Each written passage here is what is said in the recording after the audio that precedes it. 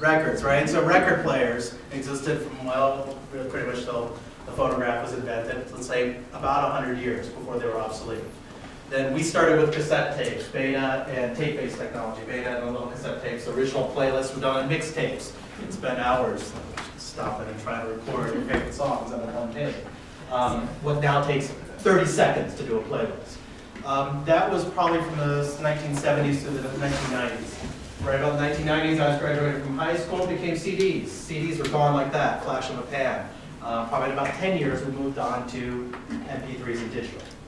As a result, what does the company have to do? I mean, if you made record players, you had 100 years to figure out what you were going to make of the next record player. 10 years before you was like, oh, I'll put a cover on it. Another 10 years before you decide to make it different colors. If you're making an MP3 player or an iPod, you're innovating annually. And you're having to figure out what people want really quickly. Invest a lot of money. Doesn't take a lot of design work to put a cover on a record player. Takes a lot of design work to cram another 50 gigs into something that's half the size and charge half the price for it. And you're keeping up with technology that's going like this. So the risk of not hitting what the customer wants becomes much higher. My introduction to design thinking came through the med device industry. So a slightly different world. We adopted it a little differently. We're much more heavily regulated. But similar problems. The pace of innovation and driving towards solving surgical needs, which is the world I lived in, or even healthcare needs, it's accelerating. I wouldn't say human beings are coming up with new diseases at the same pace, but we're carving out smaller and smaller gains in there. At the same time, and saying costs are extreme. And the cost to develop is huge, and the timelines are long. I was just meeting with somebody across the street who's interested in med device marketing, and she's like, well, how long to develop a product? And we used to say in the surgical world, 18 months to develop a box of air. Because by the time you think about testing it for, regardless of what you put in there, just put a piece of plastic in there. I've got to test it for expiration date, I've got to test it for sterility, I've got to go through validation of stuff. Just to do stuff, even if it doesn't do anything, takes 18 months. I could be anywhere from 3 to 5 years, $75 million in, develop a product, and find out it doesn't solve a problem. So we started looking at design thinking, among other methodologies, as a way to figure out what problem are we really trying to solve. At the end of the day, business is a very simple endeavor. I have a small bag of money, I give it to some people, they tell me how to make a big bag of money out of it. And I do that by solving problems. If you don't solve problems, you're just a Ponzi scheme, right? So, this is just my perspective and flavor of design thinking, and one of the things Melissa and I talked about when we were going through this is how to put some context around it, because she's right, you will hear many different flavors of this. And generally, my experience has been you're going to have two comments when you start talking about design thinking, who knows something about it, or who lives in the world, I won't say knows about it. First experience is like, I have no idea what you're talking about. Go away. The second experience is you're wrong. Because if they do know what you're talking about, they're going to think your perspective is inherently wrong. So it's not important that you understand design thinking. It's important that you understand what are businesses trying to do, how they're going about doing it, and then what are the variations of it that help you understand it. And the second example in that is, and this may not resonate for everybody in the room, but so I grew up in Virginia, in the South. Everyone's Southern Baptist, Catholic, very clear denominations of Christianity. Southern Baptist means the Southern Baptist. They know exactly what all the rules are, what they do, whole deal. My parents are Hindu. You go to any other Hindu and they're going to a completely different religion. They do what they want within the religion. It's very fluid. Innovation and design thinking are very much like that. You cannot walk up to someone who does any form of this and go, oh yeah, I took a class of design thinking, and have them go, I got you, I know exactly where you're coming from. You're going to have a conversation and figure out what is it they think about it, how do you approach it. So one of the comments you made about NAS is pretty good. It's designed to make things simpler. But actually, if you take someone like us who grew up with the round thermostats, we're confused by the Nest. I mean, I get it. I hate using it because I like the round thermostat. That's the simplest thing. The Nest is a design thinking innovation on programmable thermostats that goes back to the original modality of the dials, just like we did with the iPhone. Get away from the buttons and stuff that exists with the BlackBerry. So you will see these things go in iterations. Something that seems to make things easier is actually just making something more complicated simple, but that doesn't mean it's adopted by everyone. It's hitting a specific market. So the first thing I want to go through is, what does this all follow into? Because at the end of the day, you guys are going to leave here and you're going to go get a job somewhere. You're gonna go get a job at a big company or a small company. In a small company, they're like, I don't want to do this, I just want to go invent something and let's get it done. And you're gonna have to do design thinking like quick and easy. How do you get people to figure out what the right problem to solve is? My example is gonna be more oriented on a big company, because most of you will probably end up in a large organization. And that, it's all about slogging through the money. They have a small bag of money, 50 projects to do, which is the right one. Everyone has the right one. They're all arguing about which is the right project. And that's ultimately what this ends up driving towards. How do I decide between project A, B, or C? And two of the most important lessons I learned when I came here was we did the ethics class, and I learned ethics wasn't about wrong versus right. It's about two rights versus each other, or two wrongs versus each other. Project decisions are the same way. It's two good projects. How do I decide? Three good projects. The other thing is, the issue isn't who's right. It's how do you find the person with the right answer. And so it's really hard to sit in a room and put aside your opinion of what's right.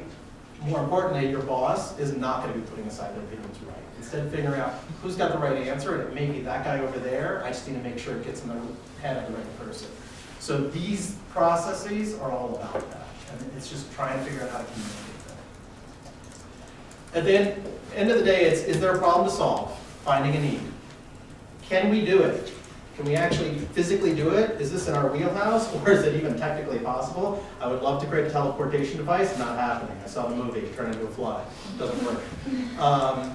So finding a way to solve it, if there's a need. And the last thing is, does anyone care enough to pay you for it? Because if they don't, it's a great idea, but it's not a business. And those are the three realities of what all this leads you through. I thought I'd put all this animation. This is our long, complicated way of telling a business that was already $1.5 billion in revenue how to manage the design thinking process. It still didn't work because people couldn't wrap their brains around it. They just wanted to run to the solution. They wanted to run what they already knew. But at the beginning, what we started is with a landscape assessment. So a little context, this business is a surgical business. We do electrosurgery. When I was there at the time, I think they were 55% of the world market. So if you were having surgery, chances are they were using your product, particularly in the US on here. One of the problems was they had this $360 million business that was 50–60% of the market, growing at 2–3% annually with an increase in surgery. Not exciting, but great business, 20 million surgeries a year. Came along with this product in 1999 that went from 0 to 1.5 billion in 2009, or probably 1.1 billion in 2009. And it was high growth, high margin, great. They were addicted to it. We knew we were going to go from double-digit growth rates down to single-digit. Now what do? I mean, we were happy when we were 360 million just bouncing along. Once we got the billion-dollar growth, it's like, well, I got to sign up for that every year because we're a publicly traded company. At the time, the division that's based here in Boulder at 1.5 billion in revenue was 90% of the earnings per share for the publicly traded company that owned it, which was Covidien. We were a $10 billion revenue company, 1.1 billion in revenue on our division, but we were 90% of the earnings per share drop, which meant every percentage growth rate we dropped, stock price dropped. All out of little old Boulder, Colorado. So that's a lot of pressure to put on a business when they're like, well, we were kind of a one-trick pony. We had a really good idea and we were developed it for 10 years, we don't know what's next. So what started with is, what do we do well? There's various types of energy we do, and there's various surgical spaces we do. If we do a heat map of what's attractive, not attractive, how big is it, how many surgeries occur, how many products are used in those things, you can get the green, yellow, red. You quickly just kind of say, where do I want to play? You have to inherently constrain yourself to the business of what you do. If you're Tesla, you don't just start running out making SpaceX. SpaceX goes and does that. They may all fall under Elon Musk, but you stay in your discipline. So the first thing is, what's my landscape assessment? And that's simple stuff. I mean, these are various tools. Life cycle curves. How big is the space? Where is it? Is it a growing space, declining space? What's the procedure volumes? What are the types of surgical procedures we did? Where are there difficulties in doing those procedures? X percentage have this problem, so on and so forth. And then what are technologies that are growing these spaces? So it's really very qualitative. You just kind of look at it and go, what's going on? What are people trying to do? And is there anything I can go do in there? The next step is taking all those ideas that we get on the heat map and they form all these different spaces, we need to start creating some needs. We need to go into one space. Maybe it's, in this example, I bounced through a couple different versions of it, but I spent 3 or 4 months with a team. All we did is watch gynecological surgery. So if there's something that happens with female care related to surgery or childbirth, we saw it. And, you know, rest assured, for the women in the room, I probably know more about your anatomy than you do. And the IT department loves it when you're Googling uterus, vagina, consistent language, just kind of going, what are you doing again? So, you know, it takes you, when you're medical, into some interesting spots. The other dynamic is they always say when you go to medical school, you develop the symptoms of whatever you're studying. Med device is a little similar. A couple times I thought I needed a hysterectomy, which was odd because I don't have a uterus. But at the end of the day, you go into space, and we started watching, for example, hysterectomy, where all the reasons that hysterectomy is being done, and then you start going, are there needs to be found? And I'll dive into those.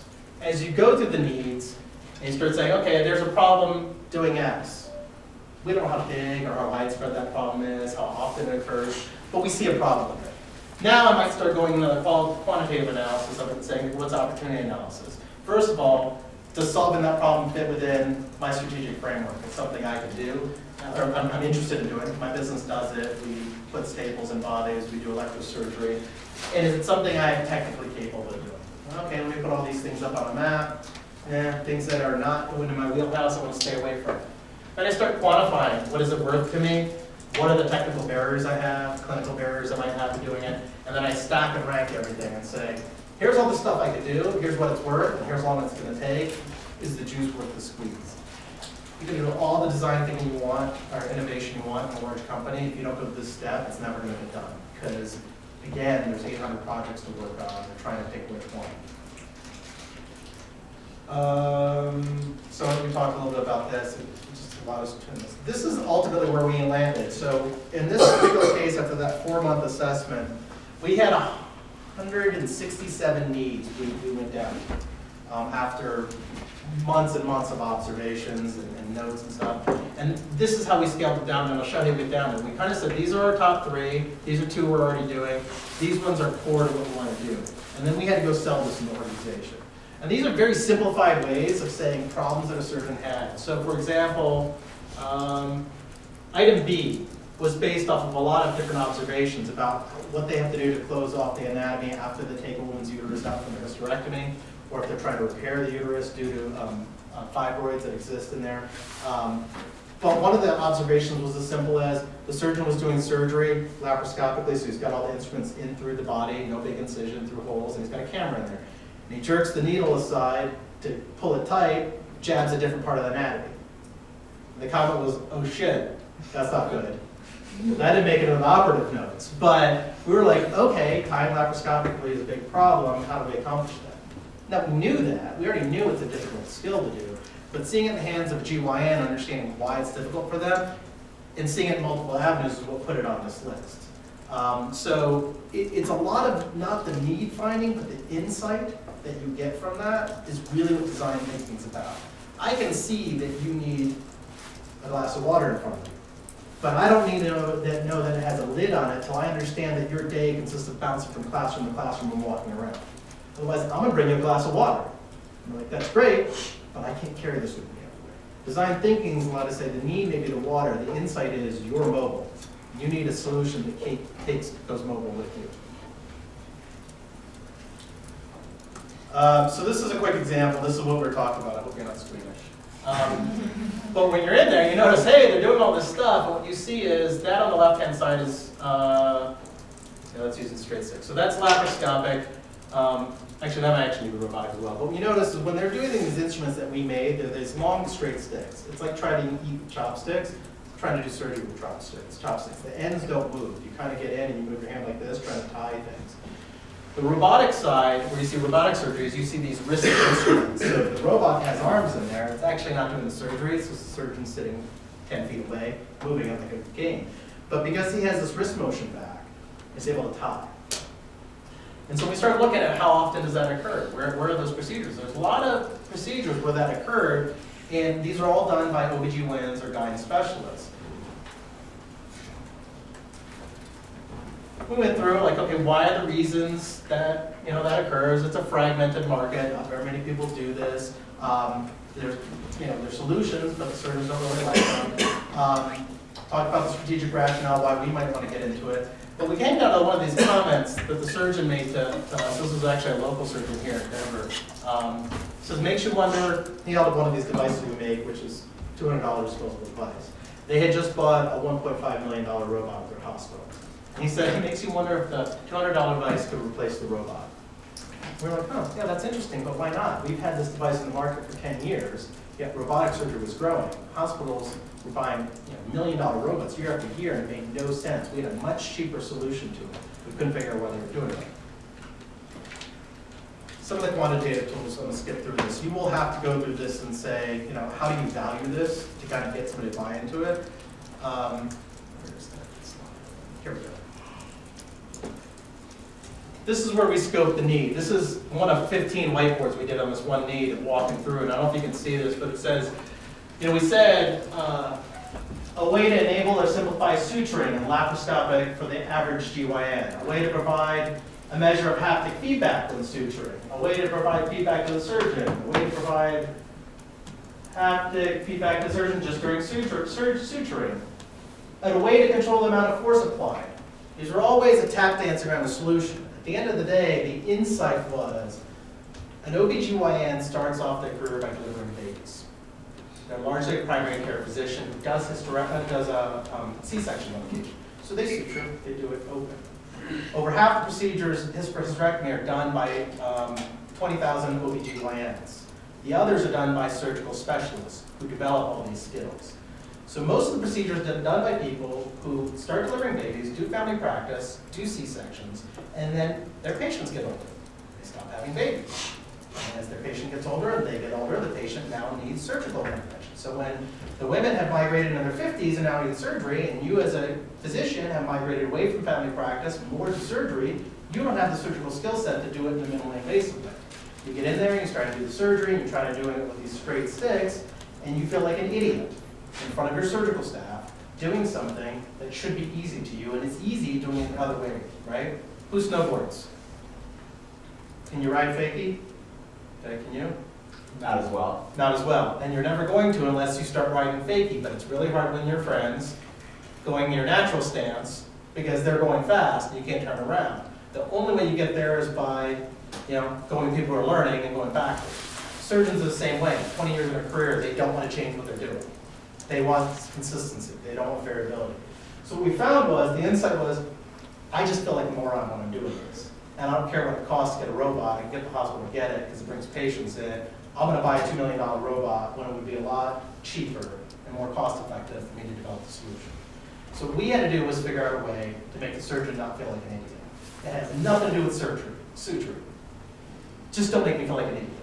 Because that's what we saw over and over again. As they get to this point, oops, oh crap, I did this, and I don't want to do it. That's what design thinking gets you to. Don't think about the solution. Think about the problem the person has. What is it they worry about? And so when we go through this exercise today, that's what I want you to focus on, because this is a really, really hard thing to do. You will come up with solutions along the way and think that that's what you're going to. They're waiting. They guide you there.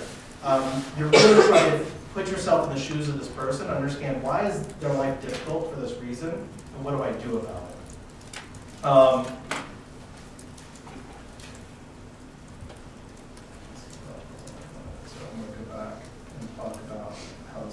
So one of my favorite, I have two favorite design thinking examples, and I have no idea if they came out with design thinking or not, but I like them. Chick-fil-A, anybody go there? Make sandwich, the little ketchup packets. What's different about them? You can open them or squeeze them. Yeah, you can peel one side and squeeze it out, or you can open the other side and dip. Have you ever seen that anywhere else? Smashburger has them? Yeah. Okay. Those are only two places that I'm aware of, which fascinates me, because those foil packs are a pain, right? Somebody along the way, I don't know if they did, and we'll talk about this, they did ethnographic research and figured out, well, how many people dunk versus how many people squeeze or whatever.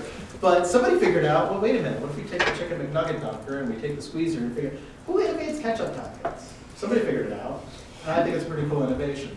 The other one is the Ford Edge, and a little wafer foot underneath the back.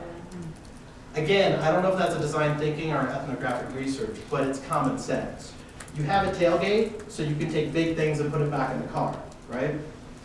If you're putting something big in the back of the car, where are your hands on the big thing, so you can't open it? So what's the use of the handle? It's useless. For whatever reason, somebody finally figured that out.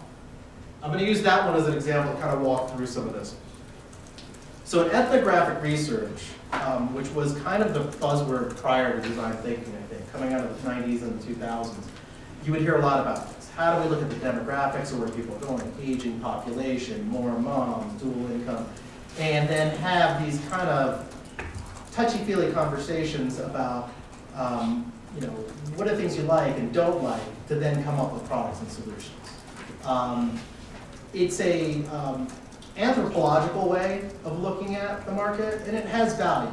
But in the world of the Ford Edge, that thing, you might see a bunch of people sitting on a focus group like this, talking to a bunch of people who drive small SUVs, and say, okay, well, how do you handle this? How do you do that? Very discrete conversations. Then you might go out to the parking lots and watch them.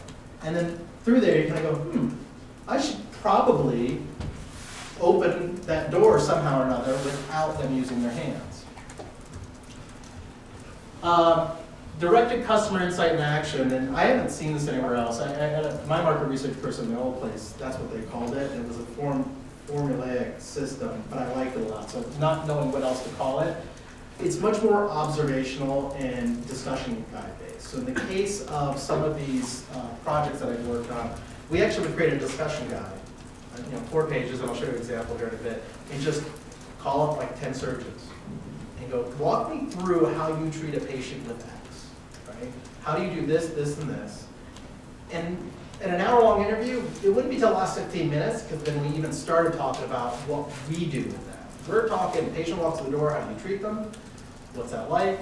And there are design thinking elements to where we try and capture a story and really get empathetic with it. But in the very back end, it's like, well, what if you could do this? How do you use very specific tools that we already have? It's a different mindset than what most companies do, which is what they start with is, you got your laptop, tell me about your laptop. It's like, well, back up. Tell me what are the types of things you do during the day using a laptop, and then finally get to where do you like your keys, how do you like that. It's still not design thinking yet. And in the case of the Ford Edge, you might just, again, that same group of people, one by one, call them and say, tell me how you use your car. Okay, what do you do with it during the day? How many miles do you drive, and that type of thing. So it's specific to your experience with that particular item, and then you'll slowly work your way back to, okay, you're coming out of Costco with a big bunch of stuff. How do you get on the tailgate? Oh, well, here's the challenge. What if we could do this? But it's still fairly targeted. My experience with design thinking is largely based off of IDEO's approach to it, that human-centered design we spoke about. And it's about developing empathy for the person you're talking to. And that's what we'll work on in the exercise today. And you don't even come near whatever they're doing to begin with. I mean, it's literally like, tell me about your day. What'd you do today? Like, where are you going? What are you doing? What's the most important thing you're going to do today? And then you start telling me. You don't have to. But it starts fairly broad. Because what you're trying to do is understand who this person is, rather than go, okay, you're a working mom who's in school and picking up the kids like twice a day. You let them just tell their story, and from that you hope to understand what their challenges are. So an example of this is I'm in spine surgery now, and I picked up a product line where we have a disc that goes in the neck. It replaces your disc. The standard treatment for when you have degenerative disc disease, we all have it, slip disc, that type of thing, is the surgeon takes out that soft disc you have, they put in a piece of bone, put a metal plate with screws to make sure that doesn't move over the next 6 weeks until it fuses. And now that's all locked together. So you lose a little bit of motion, but not a lot. You can still turn your head. That's just the standard of care. The disc allows full motion retention. And there's a variety of reasons why it took a while to get here. They tried discs in the lower back, didn't work out well in the 90s. So finally they're back to doing it in the neck, and it works.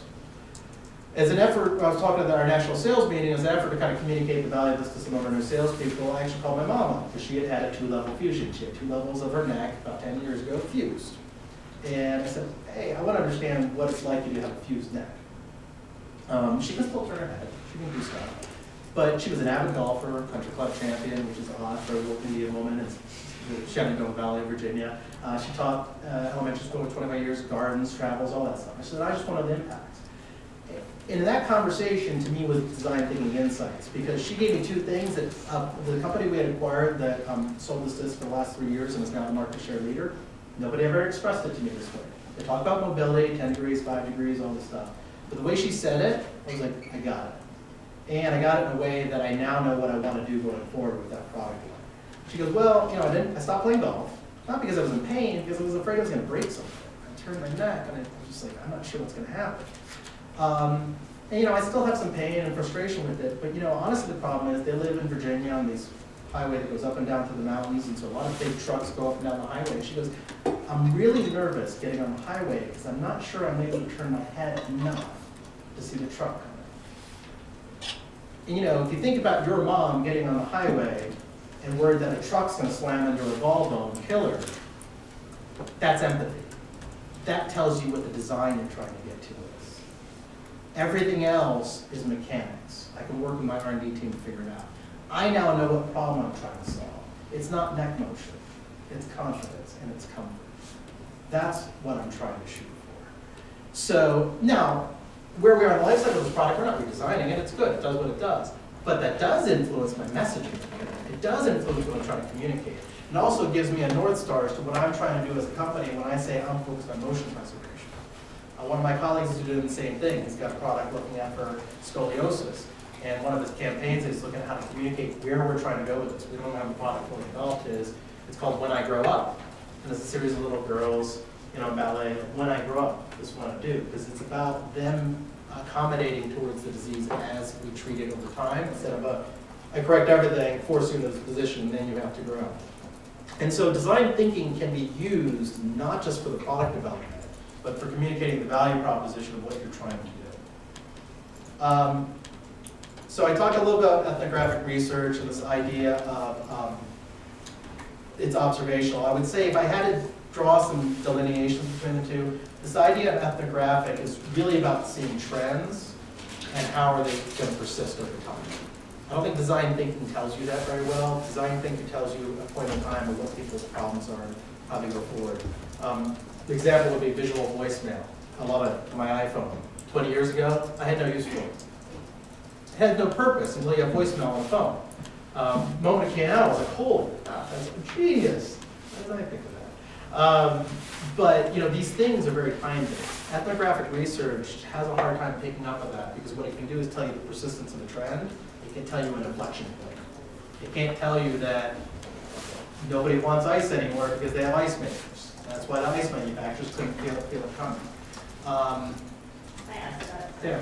So I do some ethnographic research just for my own studies and stuff, and like Amar was saying, this type of methodology comes out of anthropology a lot, and anthropology is basically the study of culture. So this is why the study, like using ethnographic methods specifically, are really about understanding culture and just like the trends over time thing makes great sense because that's really what you want to see. You want to see how these trends emerge and evolve and then they go away, but you don't really get to see these points in time that like what's the trigger for these changes. So I think that that's a great like way of thinking about ethnographic research. That's not super anthropological, but what is it? It's not studying culture. It's really looking at these kind of like long extended trends. Yeah, and I'll layer it in when we come back to that suturing example because it can inform what you get from a needs assessment design process what the insight is. The DCIA process, which really, I mean, think about it as a standard primary research interview process. I don't doubt you'll ever hear that DCIA again. But what I think I liked about it is we did something called voices and images. After we do all these interviews, you then carve it out in observations, and things that you saw commonly become images. Over and over again, I would see a cluttered OR, bunch of machines. That's an image. There's just too much equipment in the OR. How do you streamline and standardize it? Over and over again, we would hear the staff saying, we don't have the tools we need. Every time we get one generator, it doesn't do what we need to get another one. So there's a frustration with having the immediacy of an item. Those are voices, and you kind of aggregate them into saying this is a common theme.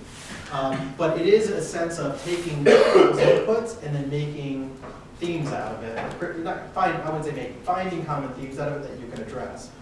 And the last piece is this design thinking, which is, like I said, the empathetic piece. And if I talk to you as an individual, and an IDEO will say, sit down with people who just use it on occasion, but they also talk about extreme users, right? You want to create a good laptop, you talk to gamers. You talk to people who travel a lot. You talk to people who are using something to the most extreme, and then you bring it down. The iPad Air, I mean, most of us don't really need something that light, but if you talk to somebody who does 400,000 miles a year in an airplane, you're like, boom, that has value. I mean, this thing's pretty light. I hate traveling, but my company won't let me travel. I'm going to give you an example. This is one, if you ever end up in a med device, you might hear about this. People create their own flavors of this. Biodesign is one that goes through Stanford's D School. And if you ever want to dig more into this, Stanford's D School is a good place. It's an engineering/innovation program at Stanford. When we went out to go implement this program, we went out to learn biodesign specifically. It comes with a textbook this thick. And we went through their D School program for a couple days to see how they do it. Then we went to IDEO and actually hung out there. And it's a cool place. I mean, IDEO is where everybody wants to go work because it's Santa's toy shop. I honestly don't know how many of their projects have really made it to market, but they talk a great game about, here's a great idea. And they have great ideas. I mean, the simplest ones are the most fun ones. I remember one, the whisk that you guys use, and you know how the wires cross, and if you're OCD like me, they don't flatten out. There's always like this awkward point where they overlay. They came up with a whisk where, and then when you try and bang stuff out of it, it doesn't come out. They came up with a whisk that's a series of concentric U's that all meet in the center, so the wires don't intersect. They just loop at the bottom. It looks like a perfect light bulb. And if you get something and you whack it and everything just falls right out. It was awesome. I've seen it on the market, I don't know why, but, and one of the things they talked about, it was easier to manufacture, much better received, it had this aesthetic IKEA-like design to it. So they come up with great ideas. I don't know what actually makes it to market. I would argue that process I laid out for you, it's usually the companies that get in their own way. So when I talk about needs finding and insight finding, I'm going to use it through biodesign. And the reason is biodesign kind of uses all three elements. They just don't call it out that way. They just invented their own thing. It was specifically developed to say, if you put a bunch of people who understand medicine, physicians and engineers in a small group, can they go invent a new product in a new company? It was started by a guy, codified by a couple guys who really did a lot of innovation in the med device space. So needs finding is, what are people struggling with? Things that they've compensated for, they don't even know. Way back when, the pencils that we use had two buttons on them. One to cut the tissue, one to stop bleeding a little bit.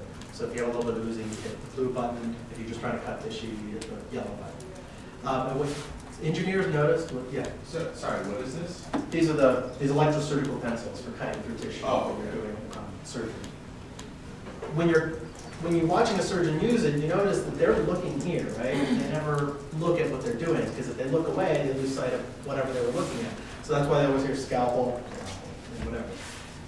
Well, as a result, they don't look at where their finger's going. We used to put two round buttons on them, and they were hunting. It took an engineer to sit down and kind of go, wait a minute. They're always hunting to figure out which button they're using. As a result, half the time they're using the wrong button. It doesn't do anything bad, it just doesn't do what the product's supposed to do. What if we put it on a rocker switch? It locks back and forth, so now I know which one I'm on because it's down or the other one's up and vice versa, and they can slide their finger. Very simple solution, but no surgeon was ever going to come to someone and say, this is the problem I need you to fix. They just assumed that's how things work. This is how it is. Just like nobody ever came probably to Ford and said, you know what, if you could really have me wave my foot underneath the bumper and open the tailgate, that would be awesome, right? You just think this is how my life is. And it's in that one article we look at functional fixing it. Sometimes you just get focused on solving a certain problem. How do you back up and figure out what problem you're trying to solve? But once you find that need, the challenge is how do you scale that need accordingly? Is it broad or is it narrow? And I'll give an example of that. It's tough because it's medical, so it may not relate. The real value, honestly, is in the debate. That little whiteboard I showed you, that was probably 2 hours of arguing between 5 of us. That's the value of this. The observation is just the starting point. If you don't sit around and argue about what the real problem is, you're not going to get there. The discussion is the exercise. It is not the answer. And most of the things I'll tell my product management team is it is not the answer, it's the question. Just, kind of on a tangent, something, you mentioned Ford, and something I saw recently that could really have a lot to do with needs finding even. is they've actually come out with a baby cradle that simulates driving in the car. Because people have found that when they take their babies for a ride in the car, it calms them down, they fall asleep. So what they've done is they've designed the cradle that will, rock, just like, That's interesting. just like the car will. It will have the lights that kind of go around and simulate passing traffic. And it's something that, is a problem that people probably didn't even know they had. And I think they're in testing for it now. So I know I had that problem with all three of my daughters, because I did Drew 3 o'clock in the morning ride around 470, listening to Lindsey Buckingham. Do you remember the McDonald's commercial where the dad drove the baby back to the truck? Yeah. That's, so I've done that, and but I would have never thought of doing a baby cradle to deal with that. It's much more fun to just drive in the middle of the night. But the debating the what and why is the big part, and testing the hypothesis, circling back around and saying, okay, does this work? Insight finding is not the need, it's the why. Why does this matter to someone? It's the because it's really a pain in the butt to put something down. Or generally that mom's coming out of Costco, 40% of our cars is brought by moms, they're traveling with their kids, she's coming out of Costco, she's carrying all this stuff, and the kids are running around the parking lot. We need to simplify this. It's understand that empathetic piece. Spend much more time understanding the why than the what. It is the key to everything. If you are worried about finding an answer to something, you're going to miss some of the interesting things. So what's the why for the Ford Edge?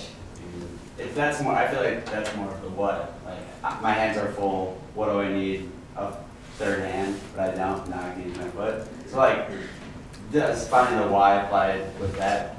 Innovation? And I kind of back into that one just because I wasn't there for it. My why on it is the inherent conundrum of the fact that you put something in the back of the vehicle that is designed to allow you to put big stuff there, but you're holding big stuff by default. So there's a paradox with that very door. That door, more than any other door, is paradoxical in most of its use. Every other door, generally you're climbing in, you don't always have your hands used. But if you're trying to load cargo, that's kind of the nature of it. The second piece of it is cargo by default, usually you open the door and you start throwing your stuff in, right? That's how the truck works, everything else works. But it's possibly that we moved into a society where we're doing much more coming and going and stuff.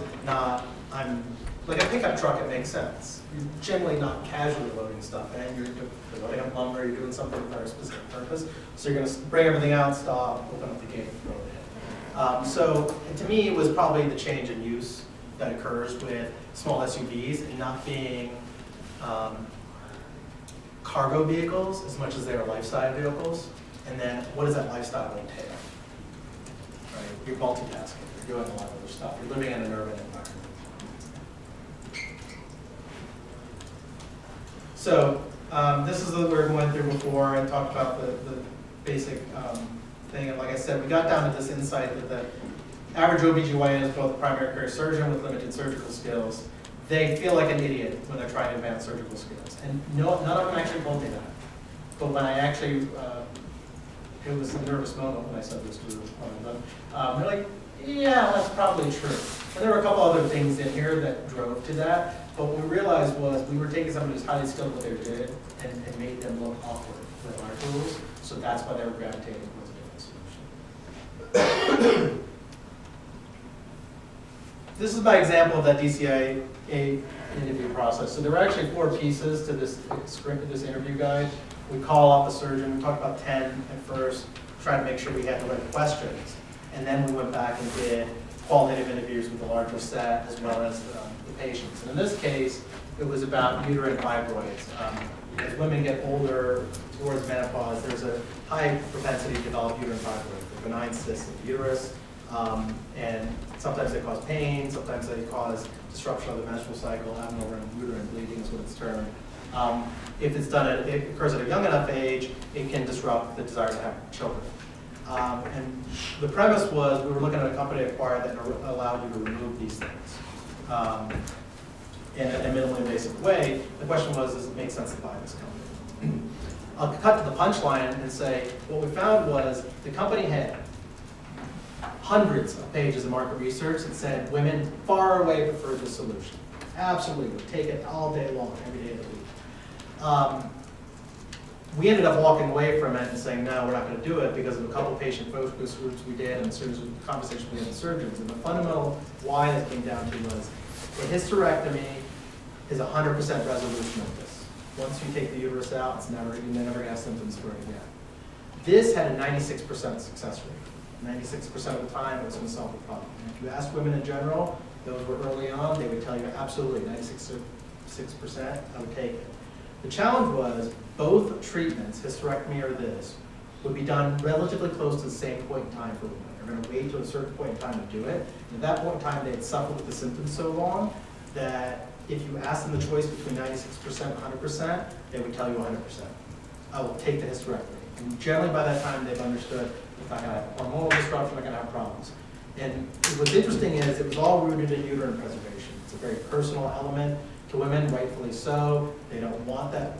It's called organ preservation. They don't want that removed from their body.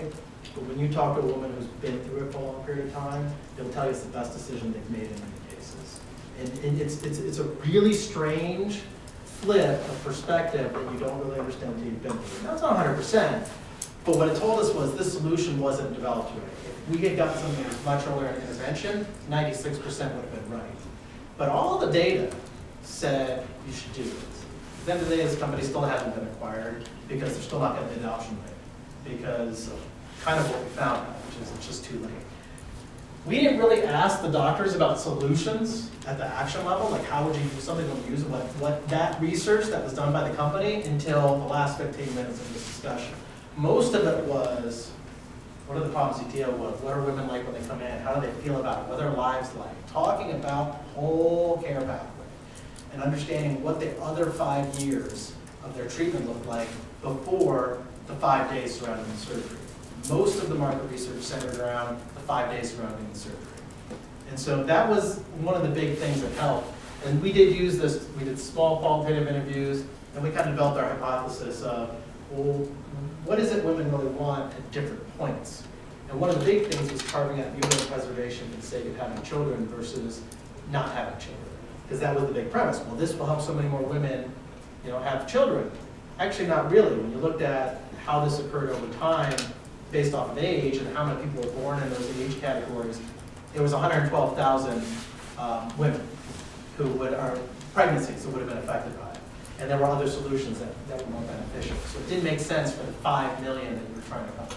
I'm just curious, when you're developing new procedures, are you checking with insurance companies to find out if they're going to cover it? And is that a factor? That's not even a factor. We can have a larger discussion about medical device. That comes usually later in the process. It's actually fairly late in product development for medical device. It's kind of difficult. Hopefully you're covered on an existing code. If not, you have to develop a new one. And it could probably 3 to 5 years. And it's a roll of the dice. Sorry, did you do interviews with the women also, or just about? We did do interviews with the women. We did them in terms of focus groups. We actually structured our focus groups around this rather than the traditional focus group. When I took this to my market research vendor, she came up with a very traditional market research thing. We're like, don't do that. We want to go through this process. And we actually had to go through 3 versions of this because she completely changed it. And working her back to this took forever. I ended up getting my money back on those rounds. But with the women, we did the same thing. We went away from a traditional focus group being very specific on solutions like that. And that's where we really got the insight of how, and lack of a better phrase, because it's not a great use, but how happy many of the women were with the hysterectomies. And those who were actually pre-hysterectomy, sitting in the focus group with the ones who were post-hysterectomy, were like, really? Oh. And then once they started talking about the why, they're like, yeah, no, I don't want this other thing. I want that. That was one of the key whys that came out there. This is a whole different project, but I couldn't find it. This is an example of what happens with the voices and images mapping. So we would take pictures of things that they showed us, or things, or these are all, each one's an individual post-it note with an individual statement, or something they said, and just create these groups, and then these are the big problems that you're trying to solve. So it's a way of taking all the stuff they said and just carving it out into little segments, and just kind of literally This was one of, when these were up, this was for actually a hardware project, a generator project, running all these instruments we talked about. It was, these were these size poster boards, and they went across the whole collection. So we're gonna get the design thing real quick and then go to the activity, I think. This is the other insight around robotic surgery. So I'll go back to that example we did before. The initiative, so what happened was we used to do these instruments. We were one of the two main companies, ourselves and Johnson & Johnson. If you had minimally invasive surgery for stomach stapling, your lung, colorectal colectomy, having your uterus taken out, it was generally us. Every surgery in the world, pretty much us. There's a few other players. Then this company called Intuitive Surgical came out with the Da Vinci robot. Da Vinci was originally targeted to do battlefield surgery. Put the robot in the surgery, surgeon stays across the world, and with dropped internet connections, what could go wrong? It was a DARPA-funded project, and it proved concept. What happened was those guys said, hey, this is an interesting way of dealing with some of the complications of laparoscopic surgery using chopsticks. We can get wrist motion back involved. Better ergonomics. The surgeons don't have to stand there trying to use these things and switching instruments to these boards. They used to have their hands in. They can sit in this console and just play a video game. I mean, they're actually watching physically what's going on in the body. It's just happening over there. And if there's an emergency, they quickly come over, scrub in, and open up. When Intuitive came out, the joke was they were aiming for the heart, they hit the prostate, and then found another one. Because they were supposed to do cardiac surgery. That's what the purpose was. It didn't work out well for it because of the instruments design. They couldn't figure out what to do with it, so they ended up doing prostatectomies. And the reason being is the male prostate is very low in the pelvis. It's a small pelvis because we don't have babies, and we're troublesome in general as a gender. And there's lots of nerves in there, so there's a lot of risk of complications. And this was really good at controlling surgeon movements and preventing those complications. Well, there aren't a lot of prostatectomies done in the US, about 90,000. So the company was able to actually concentrate them all to very small centers, put these robots in, and the urologists did these procedures. So now you have a robot sitting there. It wasn't doing much else except these prostatectomies once a week. And the company's like, where else do we go? They tried a bunch of different spaces, and the mother lode was gynecology. And what they found was this conundrum of most women having a major surgery or doing it with an OBGYN who doesn't have minimally invasive surgical skills, so they're subjected to having a big incision done to have their uterus taken out. And that's not ideal, right? Nobody wants that. They don't get a minimally invasive surgery. The robot can do that. So we went through all those needs, and he said, oh, this is the problem. They feel like an idiot, and that's why they want to do it. I'm being a little loose with that, but that's the challenge. But the other thing that was a major insight when we were looking at doing our own robotic acquisition, which we later did 2-3 years later, and I was doing an observation with those surgeons, and I was driving back, and I called up one of the partners, and I was like, hey, Cindy, how's it going? What's going on? She's like, oh, good, we just got a new robot. I'm like, oh, cool. He goes, I don't have to drive down to Denver anymore to do robotic surgery. You can do it in North Suburban. And I said, hey, I made a joke. Does it have the new robot smell? And she was like, no, but we're going to have our naming contest on Friday. And I was like, what?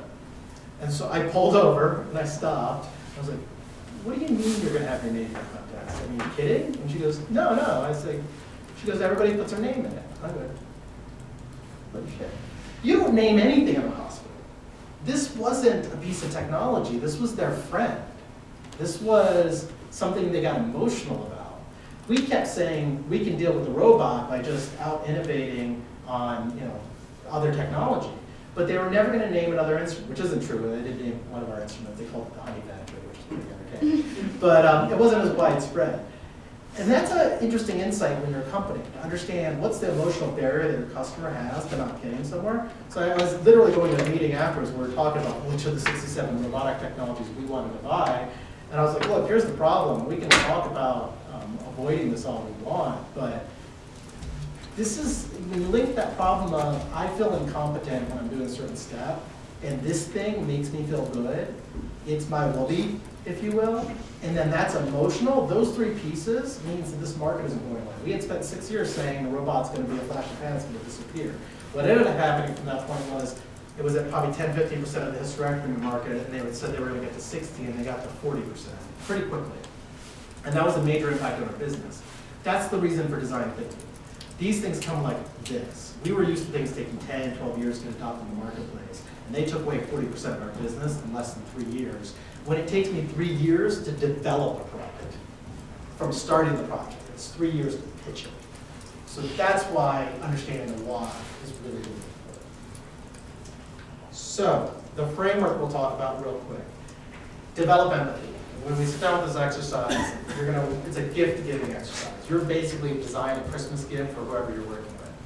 You're gonna try to figure out what is it that motivates this person, and work towards a series of steps, creating a present that would really delight them. We talk about customer delighters. Empathy is about what is it like to be you. Not yet what problem do you have to solve, what is it like to be you? What's your word? Then defining that need is what needs do you have? Finally, you get to developing solutions. How can I solve them? How do I approach this? And then going through a couple of rapid prototyping initiatives, which is a key element of design thinking. How do I develop something over and over again? And lastly, does it work or does it matter? Like, you could get through this and kind of go, that was a great idea, it doesn't really work the way I thought it would. Or, I love it, I'm not giving you any money for it. So, quick example, just to give you a seed thought, because having been introduced to this, and when we did this, we had been through a fair amount of background on this, and like we said. The example I'll give you is I was sitting down with one of our engineers, and she was Korean, half Korean, half Caucasian, and we just started talking. That comes up for a reason. It's not just a random racial comment. We started talking about what her life's like. She's like, oh, I'm really busy. I'm constantly going to work. I go to school. I go to the family business. Blah blah blah. Okay, so that first round, I was like, oh, this is cool. A cool alarm clock. So we came up with this cool alarm clock, and then we did another round and started talking about, well, tell me a little more about the family business. We got into it. Turns out her family owned a Korean restaurant down here. Actually wasn't doing that well, so she was coming down to help a lot with that. That took us in a whole world about how food and family was a big deal for her, how much the restaurant went. And what we ended up landing on after that was a family cookbook of recipes that were customized to, on a certain date that was a special occasion, like her birthday, the recipe was the favorite meal that her mom made for her. And a collection of those family recipes. And we got done, we moved on, and I remember seeing her like 3 years later passing the hall, and she was like, I still think about that cookbook. That's the objective design thinking. It's something that really taps into what someone really is excited about. The alarm clock would have been useful and interesting, but she got excited about the cookbook. That's what we want you guys to do as you play through this. Find out what would really excite someone 2 years later. Some techniques, and we'll revisit this when we come back from a quick little break, but you can't do this, but you can do this when you're doing something elsewhere. It's like if you're in the environment where somebody is, like you're trying to deal with the mom or the person at Home Depot with their car, show me what you do when you get to the car, get out of the car, all that stuff. Actually, watch them do it. If you can't do it, if they can't do it, you do it yourself. One of the times we had trouble with customer service in our organization, we didn't understand where customers were ending up, and I called technical support. My product manager was complaining, I'm like, have you called? No. Call customer service. Like, call the number and see what happens. And quickly we found out this is what a customer goes through. So you can do it yourself. And there's some examples of IDEO. They want to understand what patients go through. They strap on GoPros, lay them down to bed. All of a sudden realize they haven't seen them the whole time. What if we put TVs and pictures up there? Because that's what they're looking at. Draw it. Rather than having just tell them to draw out what their situation is. Ask them to describe it as they're going. But a lot of times the drawings will tell you what they don't realize they don't know.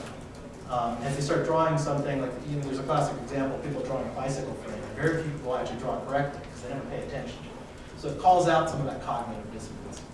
This one is sometimes fun, sometimes very annoying, particularly if you're used to 2-year-olds. 5 whys.